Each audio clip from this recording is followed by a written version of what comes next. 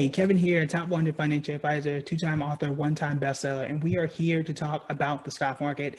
There are 5 companies, 6 stocks, that are running the entire stock market and have been for quite some time. So I want to discuss that and show you how big of a gap it is between these 5 companies and the rest of the economy or the rest of the market, and what's really going on there, and kind of help you, understand what a cornerstone investment is, why it's important, and why it's really important to pay attention to.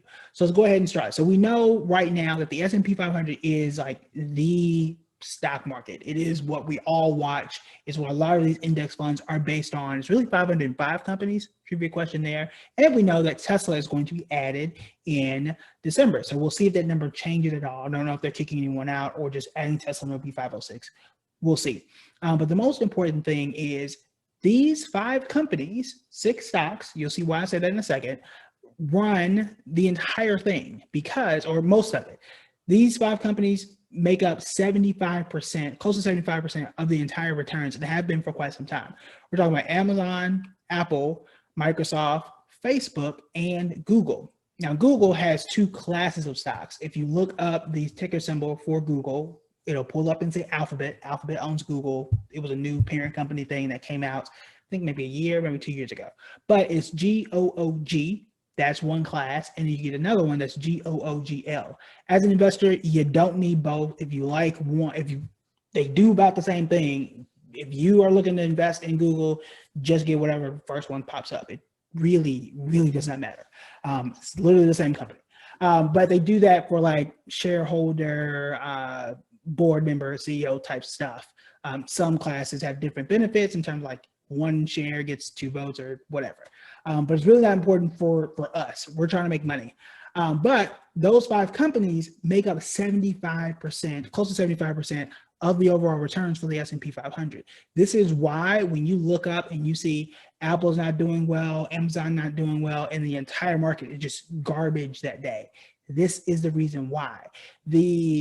The gap between the weight rather of these 5 versus the S&P 500 is ridiculous. But it also tells us why, to a degree, these 5 companies should probably be in your portfolio if you are investing in individual stocks. Not everybody is built to invest in stocks one by one, and that's fine. I'm somebody who has a good chunk in index funds. I think the vast majority of us should have either a good chunk or all of it in index funds, and you don't have to worry about which stocks to choose. But some of us have a proclivity of trying to do a bit better. Maybe it's more exciting for you. Maybe you're trying to pass it on and you think it's going to be a little more interesting. Totally fine. I'm with you on that. But most of us should have a good chunk in index funds. And inside those index funds, you have to know that these 5 companies are going to run the vast majority of it. Now, the important thing about this too is it helps you to stay focused and understand what's going on. Because a lot of us will look at our accounts, oh my God, my account is down. The market did this today. The market did that today. Sometimes it's really Facebook did that today. Amazon did this today. Microsoft did whatever. That's what's actually going on. And you want to make sure that you're not overly duplicating what's happening too. If you already have, let's say an S&P index fund, yes, you are diversifying. You got 500 different companies, which is great, but it may not make sense. It may not make sense to have a huge, good index fund and then thousands and thousands of dollars on top of that in Amazon and Apple and Microsoft, and the list goes on, because then you're duplicating, which means if those companies don't do well, the stocks don't do well, and then the index fund doesn't do well, and you're really doubling down on the downswing. Now, it also works in a good way too, so you just want to be careful about it. This is one reason why we talk about in the Investor's Toolkit that 5% rule, where you're limiting your exposure to 5% of your overall money when it comes to an individual stock, not an ETF, not a mutual fund. Because if things don't go the way you want it to, it's limited to 5%, but it also helps you to spread and buy other stocks outside of just those 5. So you want to be careful about those. They can be very good. They've been very good for, the better part of like 10 years now, if not more. It's hard not to like. I've talked about Amazon. Everybody owns, you got to own one of them, right? You can see my stuff on public. I'm pretty sure I have all of them. If not there, I got them in other places.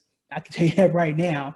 But you do want to be careful and understand what is going on and how these things come together when you are building an investment strategy. Because it's not just about, I'm going to buy this one stock, I'm going to buy this one thing now and then sell it later. It's about how your investments come together. It's about what your goals are and how do you change that strategy? How do you adjust it throughout the years plural, if 2020 feels like 8 years, but how do you address it? How do you change those things as the years go on? Because some stocks are better than others at certain periods, at certain times. But how do you know? How do you know that I should hold all these five and pick up, I don't know, a Clorox or American Towers REIT? How do I know that? And how do I know when I should probably get rid of it and switch it out for something else? All that comes with strategy, but you first have to understand the investments that you have. And most of us don't realize that inside of your index fund, some of us don't know if it tracks the S&P 500. Some of us don't know if it tracks the Russell 2000. It really doesn't matter because the returns are very similar. But also, if you know that 75% of the gains are only from 5 companies, does it also make sense to then own those 5 companies outside? That's an individual question. Now, I already own them, so I am in a risky position. Now, that might be fine for me, but I also have other things to balance it out. But you need to make sure that you are okay with that situation if this is you, because not everybody has that same strategy. But I wanted to let you know that. I wanted to let you know how these funds are constructed and what are the risks. Hopefully tomorrow, I want to talk about the VIX, which is a Vanguard ETF. We'll talk a bit about that. Someone asked that in the question, so I want to get back to you and do a video on that, hopefully on Friday, but definitely within the next 2 or 3 days. All right, that's it for me. Talk to you guys later. Bye.